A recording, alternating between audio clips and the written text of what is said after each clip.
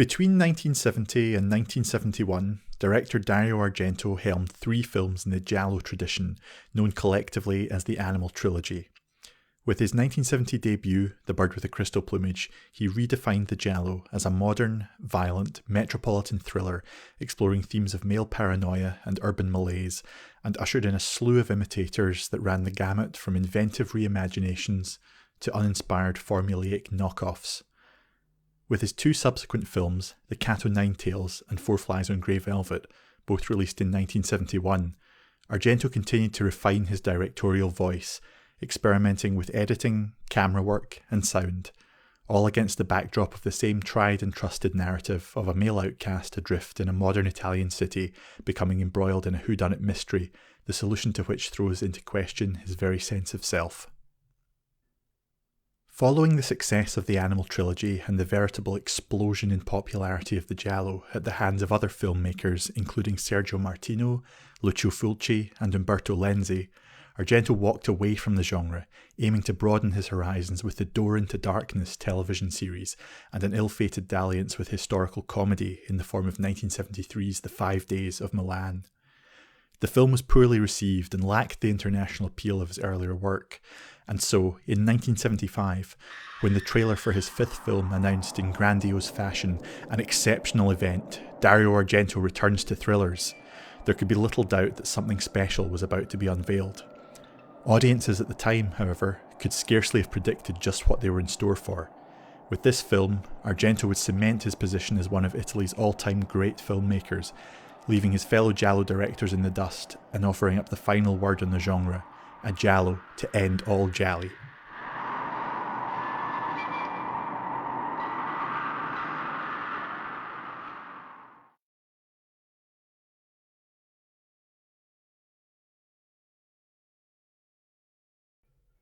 Returning to the classic Giallo formula he crafted 5 years earlier with The Bird with the Crystal Plumage, Argento cast David Hemmings as Mark Daly, convinced that he saw an important clue to the killer's identity but unable to work out what it is. Mark launches his own investigation, teaming up with a feisty journalist, Gianna Brezzi, played by Daria Nicolodi. Introduces the concept of violence numbers as a sort of parallel to the musical numbers in musicals. The two, he argues, serve much the same purpose within their respective genres, in that these are the scenes in which everything else grinds to a halt so that the audience can enjoy the sheer spectacle without the need for it to somehow be justified by the narrative. The theory goes that audiences paying to see a musical are paying for the musical numbers themselves rather than plot or character development, and the same is true for a horror movie or a Giallo.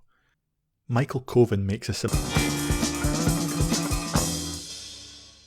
Goblins was to be a particularly fruitful collaboration with Argento, as they, more than anyone else, would arguably be responsible for creating what people regard as the Argento sound. Their score plays as significant a role as the camera work or editing in producing the sense of nervous dread that accompanies the build-up to the murders, or the lengthy, dialogue-free scenes. In his earlier Gialli, and in particular The Cat o' Nine Tails, Argento experimented with the use of the subjective camera, or eye camera, in which the camera assumes the point of view of one of the characters, usually the killer. The earlier film featured a bravura sequence in its opening 10 minutes, a break-in at a research facility shown exclusively from the killer's point of view. But Deep Red incorporated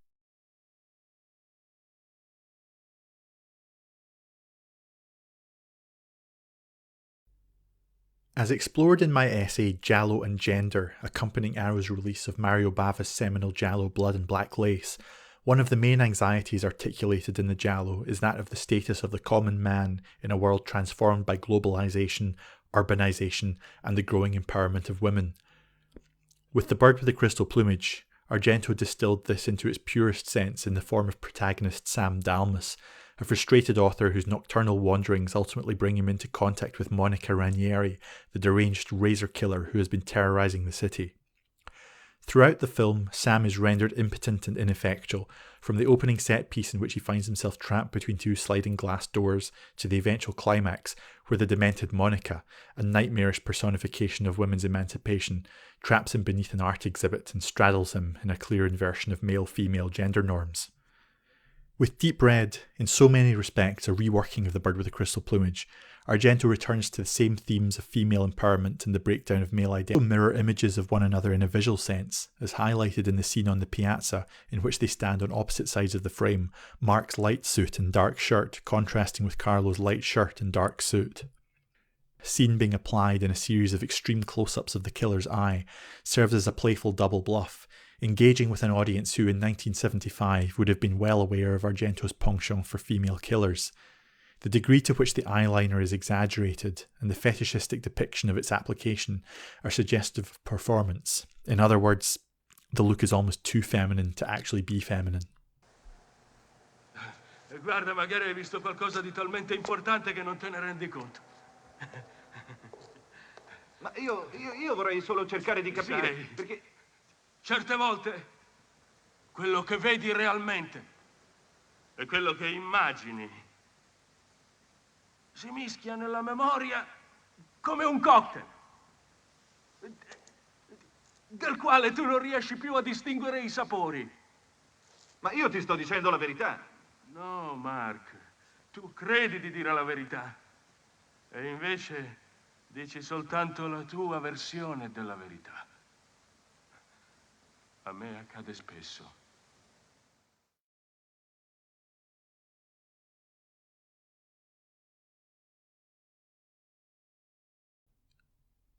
Clocking in at 2 hours and 6 minutes in its original unedited form, Deep Red is by a significant margin the longest Giallo in existence, and it's little wonder that its running time was substantially curtailed to an altogether brisker 1 hour and 46 minutes for its English language export version. Those who've only seen the shorter version may be forgiven for wondering why the film is so highly regarded, for in addition to merely tightening up what is admittedly and at times languidly paced thriller, it also removes much of the interplay between Mark and Gianna, all but eliminating the film's gender politics, and in the process, turning it into a much more run-of-the-mill Giallo. There's an argument to be made that since making his debut with The Bird with the Crystal Plumage in 1970, Argento has essentially remade the same film over and over, altering the cast of characters and specific narrative details, but otherwise returning again and again to the same structure, themes, and plot devices. If so, then such a charge can easily be laid at the door of every single Giallo director who followed in his wake. In Deep Red, however, the callbacks to The Bird with the Crystal Plumage are at their most overt, and it's tempting to see these two films, which bookend both the Giallo boom of 1970 to 1975 and the first phase of Argento's career, as attempts by a novice and a seasoned director respectively to tell the same story. In the same way that The Bird with the Crystal Plumage established the formula, Deep Red perfects it, bringing themes which lay below the surface in the earlier film out into the open. The setup is the same in both. The protagonist is an English-speaking artist living in Italy who, late at night, inadvertently witnesses a violent attack on a defenceless woman. He rushes to help but is unable to do anything. Later, he becomes convinced that something he saw at the scene of the crime doesn't make sense, and that if he can only figure out what it was, he'll be able to unlock the secret of the killer's identity. Driven by this conviction, he begins to investigate the case himself, but in reality is only propelled from one set piece to another, failing to understand the reality of what he's involved in and powerless to affect the course of the events that are now unfolding. A naive but profoundly disturbing painting depicting an act of brutal violence holds the key to the killer's identity and motivation, but its true significance doesn't become clear until much later.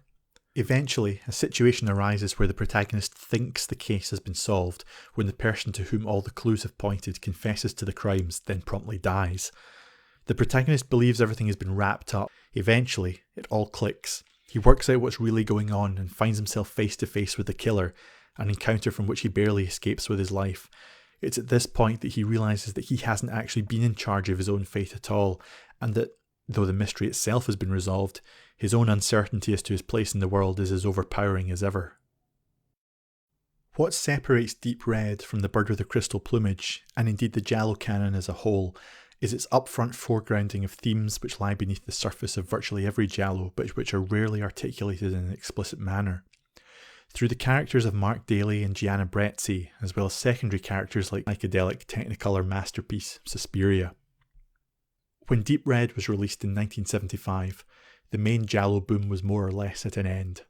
By and large, the genre's main period of success and productivity had been confined to the earlier part of the decade, during which virtually every jobbing director in Italy made at least one giallo. Beyond 1973, however, public interest in the format had begun to wane, and most of its directors had moved on to other genres, such as police thrillers and erotic comedies. Julian Granger, in his essay on Deep Red, refers to the film as the final word on the subject,